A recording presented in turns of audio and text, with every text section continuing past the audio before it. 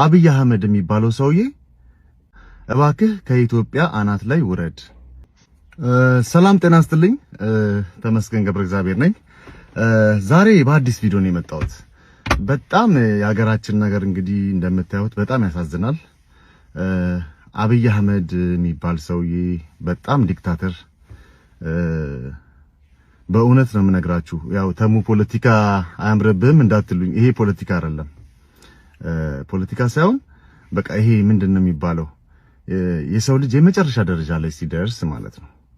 እኔ ቪክቲም በጣም ቪክቲም ነኝ፣ ተጎድቻለሁ ምናምን በዚህ መንግስት። ግን አሁን ደግሞ እየሆነ ያለው ነገር በጣም ፈር የለቀቀ ሆነ ማለት ነው። የአንድ ሰው ብቻ ሀገር ሆነ። እኔ በእውነት ነው የምነግራችሁ፣ እንዴት እንዳያችሁት አላቅም።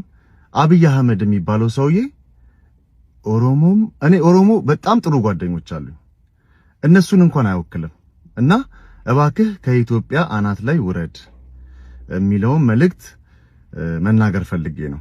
ይሄንን ማስተላለፍ ስለፈለኩኝ ነው። ቲክቶኬን ስክሮል እያደረኩኝ ማገጭ ይላል ተሙ ፓርቲ አቋቁሞ መጥቶላል። ከዛ ስንለው እኔ ፖለቲካ አልወድም፣ ጠቅላይ ሚኒስትሩ ከኢትዮጵያ ሕዝብ አናት ላይ ውረድ። ምን መውደድ አለ መውደድ ገባህ። በቃ ያንተ ደግሞ አገባበ ከ12ኛ ፎቅ ወደ ታች ነው የተወረወርከው። እና በምን እንቅለብክ? አቀላለብም እኮ ነው ያጣ። ጭንሽ ዳሌሽ ባትሽ ገላሽ እንደሚሉ መስሎ ነው ፖለቲካ የገባህበት። ሰላም ነው አይደል? መቶ ጠቅላይ ሚኒስትር እባክህ ከኢትዮጵያ ሕዝብ አናት ላይ ውረድ። ያንተን ድምጽ እየሰማን አይደል እንዴ? ምን ሆነ ነው? ሰላም ነው አይደል? አረ አንተ ደግሞ ከፋ። እስኪ ውሃ ጠጣ። ከዚህ በላይ ቂርኩብ አይምሮ ስለሚነካ ከዚህ በላይ አልሄድብህም። ስትመጣ ቀስ ብለና እንደዚህ ከላይ እንዲህ ተፈጠፈጥክ። አንተ ወደ ታች ነው የተፈጠፈጥከው። አይሆንም። አልበም ልለቅ ነው ወይስ ካናዳ ኤምባሲ ቪዛ አልሰጣለክ?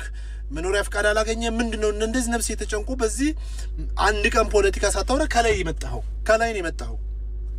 እንዲህ ውው እያልክ ነው እየተወረወርክ አሁንና እንዳንቀልብሽ ልሽል እያልን ነው። ምን ሆነ ነው? ሰላም ነው አባ? ምን አጭሰ ነው? ውሃ ጠጣ። ቴዲ አፍሮ መሬት ላይ ያለውን እውነት ነው የዘፈነው። ሪያሊቲውን ነው ያቀነቀነው። የዛ ውስጥ ምንም አይነት የብሔር ዘፈን የለም።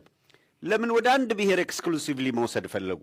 የእውነት የቴዲ ዘፈን በጣም ከፍተኛ ጉዳት እንዳደረሰባቸው አይቻለሁ። እና እኔ የሚድንም አይመስለኝም። በአንድ በኩል መንፈስም እየመሰለ ይመጣ መንፈስ ነው በደንብ እየጮኸ ያለው አሁን መንፈስ ነው። እና መንፈሱን ደግሞ ጸበል አይደለም ዘፈኑ ነው የነካው። አንድ የኦሮሞ ተወላጅ የሆነች ልጅ ወታ የምትናገረውን እያየው ነበረ። የእውነት ለመናገር 18 ሙኑም ዘፈን ስማው ምንድነው? ኦሮሞን አልተናገረ። ኦሮሞን የሚነካ ነገር ወይንም ወደዛ የሚጠጋ ነገር እንኳን አልተናገረ። ምንድነው ወታችሁ እንደዚህ የምትንጫጩት ትላለች። እና ምንድነው የሆናችሁት ነው? ምንድነው ምናችሁ ነው የተነካው? ብሔር እኮ አልነካም። እንደውም የምጠብቀው ነበረ ቴዲ ብሔር ቢነካ እኔም አልለቅም ነበረ። ግን ዘፈኑን በሙሉ ሰማሁት። እናንተ የምትጮውበት ምክንያት አልገባኝም።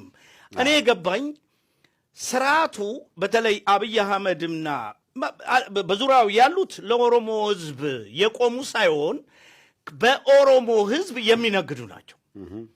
ከዛ ብሔር ወጣን ብለው በሱ እየነገዱ እሱንም እየጨፈጨፉት እየገደሉት ያሉት ሕዝብ ነው።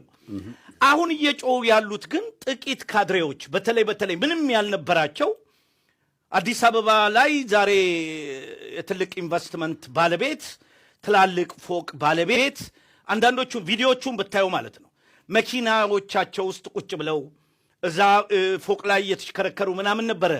እነዚህ ሰዎች ጥቅማቸው ተነካ ብለው ስላሰቡ ህዝብ ይህንን ስርዓት እንዳልወደደው የታወቀ ቢሆንም አሁን ግን በግልጽ የታየው ከዘፈኑ በኋላ ከታች እስከ ላይ ከጠቅላይ ሚኒስትሩ ጀምሮ አሁን አንዳንድ ኢንተርቪዎች እያየው ነበረ። የሆነ እንደማይድን በሽታ ውስጡ እንደጣለበት በቃ በጣም እንዴት እንደተጎዳ እሱ በሚሰጠው ኢንተርቪዎች ማወቅ ይቻላል። ካልተጎዳ አለፈልፍማ በቃ ሲያቅት እኮ ነው ኮንትሮል ማድረግ ሲያቅት አምልጦ ይወጣልና ከመሪው ጀምሮ ሰባኪ ነኝ የሚለው ይሄ ፓስተር ነኝ የሚለው ይሄ ምንድን ነኝ የሚለው የሚያወሩት በሙሉ ስታየው ምን ያህል እንደታመሙና እኔ የኦሮሞ ተወላጆቹ ብቻ አይደለም ይሄ ካድሬው የሚባለው ሁሉ እንዴት እንደታመመ ምን ላይ እንዳሉ በቃ አሁን ያሉበትን ደረጃ የእውነት በአንድ በኩል መንፈስም እየመሰለ ይመጣ መንፈስ ነው በደንብ እየጮኸ ያለው አሁን መንፈስ ነው እና መንፈሱን ደግሞ ጸበል አይደለም ዘፈኑ ነው የነካው